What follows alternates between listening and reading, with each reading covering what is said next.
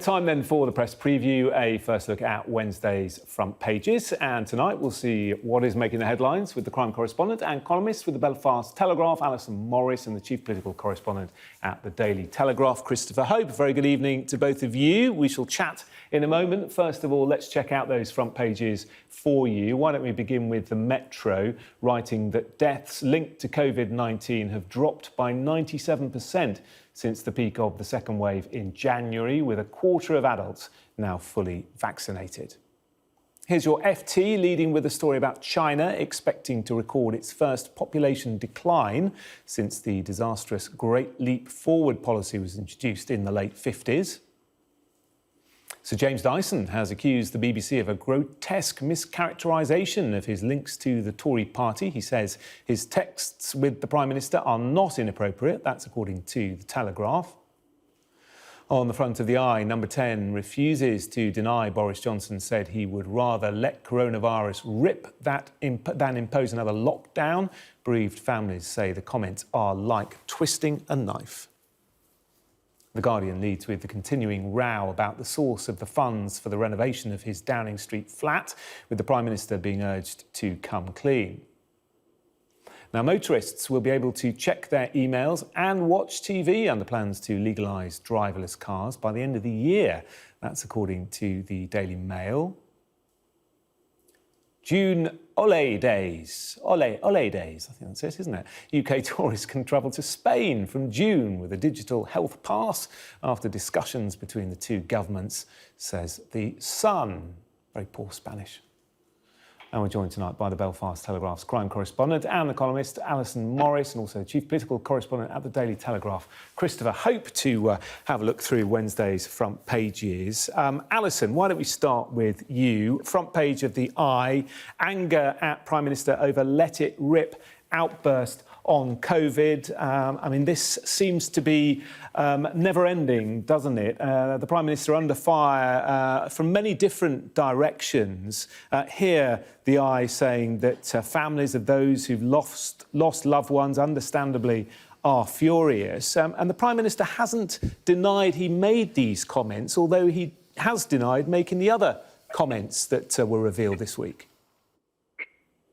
Yeah, and I think that's probably the most interesting thing about this is that we know what was reported earlier in the week. We know that there's a lot of briefing going on against the Prime Minister at this time, which is interesting given the fact that the Conservatives are so far ahead in the polls. But is it a good idea at this time to sort of for anyone to launch a leadership challenge or to stable the leadership of the party? But at the same time that he's not coming out and denying these would lead you to believe that someone somewhere kept the receipts and has evidence that these comments were actually made, and he knows if he denies them, it'll just get worse and he'll be proven to be a liar somewhere down the line. So you imagine he's going to have to come out and say something soon. But what I have found interesting, I think, about this week is that we can see that his one-time trusted colleague, Dominic Cummings, has clearly still kept a lot of his contacts that he had in the press. This is the man who we know used all his powers to get Boris Johnson into Downing Street in the first place.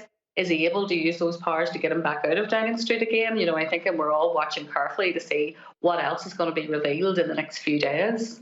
Well, Christopher, tomorrow will be fascinating, won't it? Prime Minister's questions, of course, as always on a Wednesday. Keir Starmer will want the Prime Minister to publicly deny that phrase, certainly the body's piling high line. It's going to be a very tricky time for him at the dispatch box.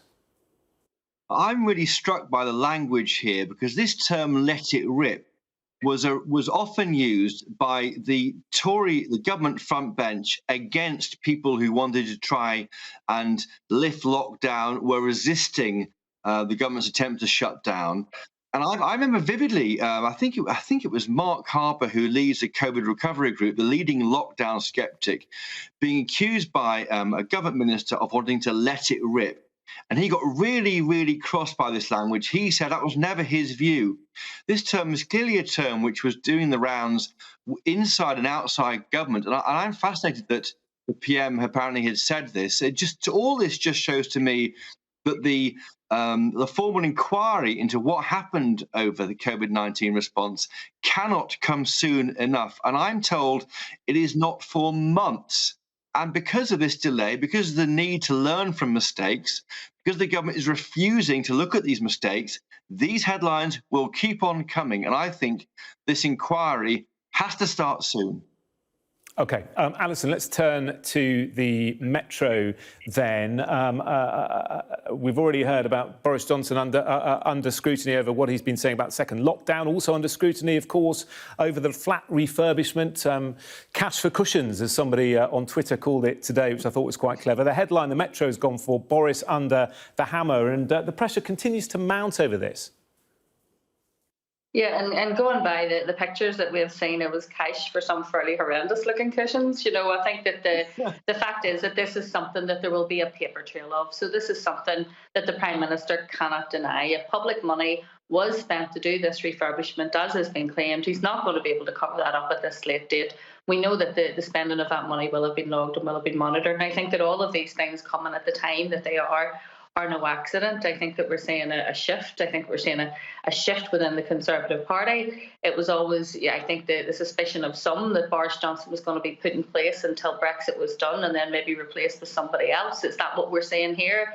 I'm not sure. But what I do know is that there is a terrible lot of briefing going on to the press in relation to the inner workings of Downing Street. As a journalist, I find it fascinating. You know, leaks coming out of a House of Government, I'm always in favour of. Keep it coming. I want to know what else has been going on. This is public money, it's in the public interest. But it's not taxpayers' money, Alison, is it? It's not taxpayer. Sorry to interrupt, but it's not taxpayers' money. If anything, it's a Tory party donor lending this money, if that is what it turns out to be. Do you think the taxpayers, the electorate, actually care that much?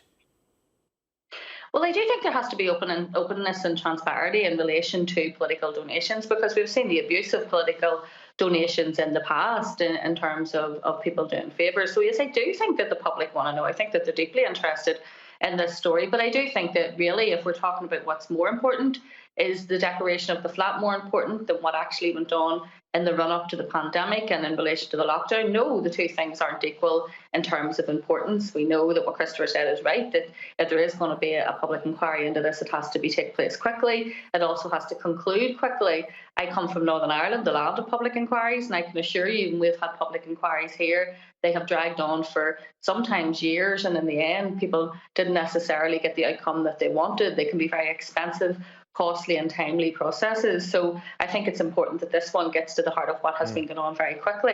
But I do think that there's clearly issues in relation to Boris Johnson's behaviour and his behaviour while he's been in Downing Street. And I think that that's the thing that people are most interested in. Yeah, I mean, if someone has related.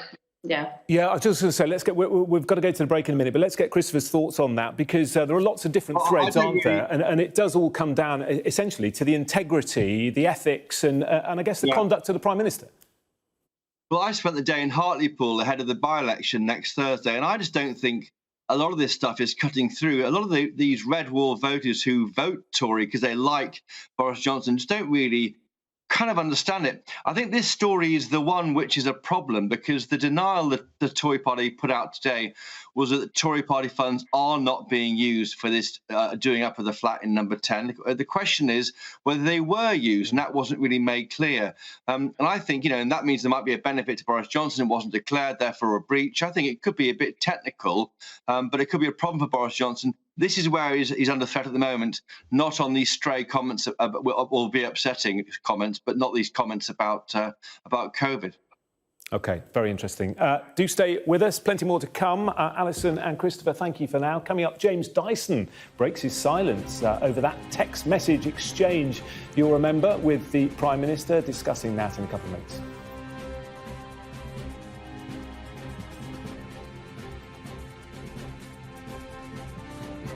Welcome back. Part two of the press preview. Still with me, Alison and Christopher. Christopher, why don't you start, seeing as it's the Daily Telegraph front page. Dyson has been giving his side of the whole text messaging saga and sticking the knife into the BBC. Why don't you just remind us what this is all about? Yeah, so we remember, don't we, that last week it emerged through BBC reporting that James Dyson had sent text to the Prime Minister. Remember, there was a big push on for ventilators last year. And he then sent text to the Prime Minister, and they were revealed by the BBC, asking about if his staff came back to the UK. Of course, many of them work overseas, I think in Malaysia. If they came back to the UK, would that affect their tax status? He's an employer of the staff, of course. So I think that's not in dispute that he sent the text. But what he's upset about is to be called a big supporter of the Conservative Party. It turns out that he's only ever given £5,000 in 2016 and £6,400 to Michelle Donnellan, a Tory MP. And his contention, which is right given that, is it's hardly of the magnitude of other big supporters who can give millions of pounds. And he says that trying to paint him as a prominent donor to get favours is not fair, because he was merely someone employing people at a time of crisis, looking out for their welfare and contacting someone senior in government. So he's concerned about being called a Tory supporter when he wasn't really one. Yeah, Alison, he's saying that he did send the text, but what he certainly wasn't trying to do was get any favours. Yeah. Yeah, and it's a great story, but I have to say, by the Telegraph. It's a good skip, because we were all I think I was interested in the BBC story, and this highlights, I suppose, what we were talking about earlier, the importance that there is openness and transparency in relation to political donations to political parties. But we do know that when we went back to the start of the pandemic, that all sorts of contracts were being handed out without the proper tendering process that would have usually been essential for any handing out of government money. So it's right and proper that this is scrutinised. I think it's right and proper that as the broadcast of the BBC scrutinise it. But I do think that it's good that Dyson has come back and tried and put the record straight, because any public inquiry into what went on at the start of Brexit will look at these contracts. And the fact that he's saying, I did not get any personal gain from this, I don't think he did provide any ventilators at the end. I stand to be corrected if I'm wrong on that.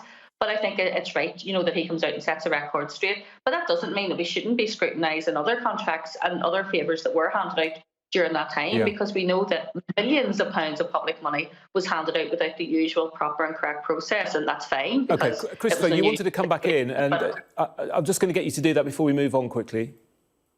I just think it's a bit unfair to judge all these different text messages going back over a year when, people were dying, and I think officials and ministers were desperate to try and save lives. They were pulling in favours across the board. It eventually led to a very good vaccines programme. And I think to have the whole picture, again, presented by an inquiry would give a context, these little bits of stories that can be damaging. That's it. Of course, that's and that is the government's defence, of course. Front page of the Daily Mail, Alison, self-drive cars in the UK this year. Yeah, I'm not sure I'm in favour of this. I'm not sure why this is actually on the front page of the Daily Mail either, given the amount of, really hard news that's knocking around at the minute. I think if you notice, if anyone reads this story before they get all excited and think that they can, watch TV on their way to work in the morning while in their car, they should get to the last paragraph where it says that 2 people in Texas died in one of these cars last year. So I don't think that we're quite there yet, as much as we'd all like to think that we live in some sort of, automised future where we won't actually have to change gear anymore. I think, that the technology probably needs just another little bit. Yeah, of course, you don't have to change gear in an electric car, do you? There aren't any gears. Christopher, just finished with this great story. It's been doing the rounds today. The pictures in the Metro of Tony Blair's hair. He's gone for a mullet. Unbelievable. Unbelievable. Can we have a pause for Blair's hair and say nothing for a minute? Just look at the hair. It's wondrous, like a waterfall. It reminds me of Siegfried and Roy, those Las Vegas performers. To grow that hair, he's put some effort into it. He's probably washing it carefully each morning. Conditioner. Look at it. It takes him back to his pop star roots. Look at that little picture there when he was at Oxford University and he was in a pop band. He's doing his best to relive his youth. Yeah, maybe a ponytail or an Alice band next. Who knows? Alison, Christopher, thank you both very much. We'll see you again in about half an hour. Cheers.